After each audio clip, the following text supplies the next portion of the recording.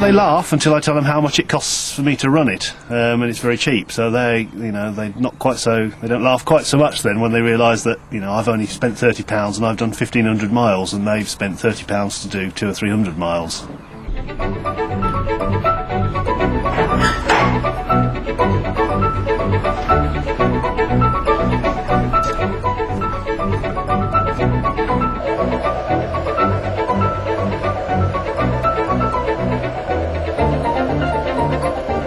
I don't do this every day. At the moment I'm getting a reading of 66 volts. I do this as a sort of check to make sure the instrumentation is working correctly and it's giving me a reliable reading.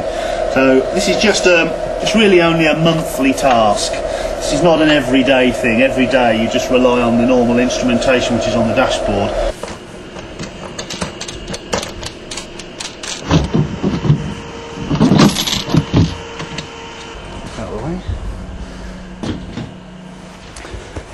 We have the batteries in this large box, and the idea is that the air draws over the top of the batteries once the cover is on, and is sucked out here. And the reason for that is that batteries, when they're charging, lead acid batteries that is, they give off hydrogen and oxygen gas which can form an explosive mixture. There's quite a lot of energy stored in the batteries, about 10 kilowatt hours of electrical energy. If that was all released, there would be a fire, of course, but if you crash your petrol car and that catches fire, then there's a lot more energy stored in the petrol.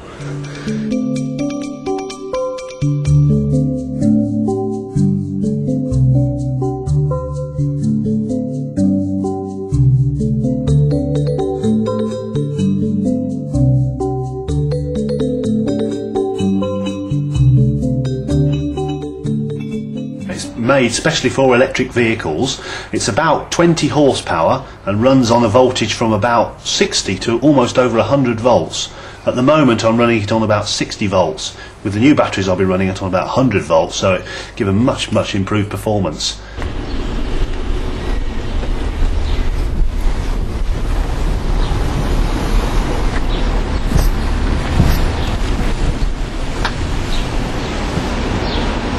They convert the light from the sun into electricity. They generate about 200 watts of electrical power, which is fed directly into the batteries, and that keeps them nicely topped up. It's free power, it's free electricity. It means the vehicle can go anywhere where the sun shines.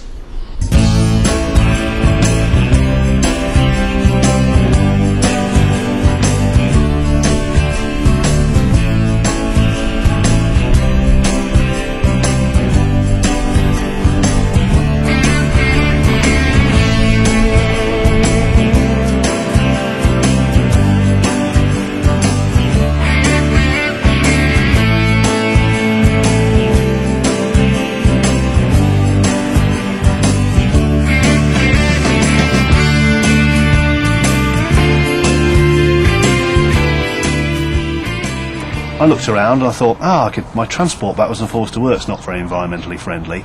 I'll do something about that. And I'd meddled around with electronics for a long time, so I thought I'll make an electric vehicle.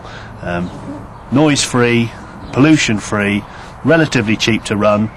The vehicle itself as a prototype's not that cheap, but as a hobby and an interest and a green vehicle, then it's done very well.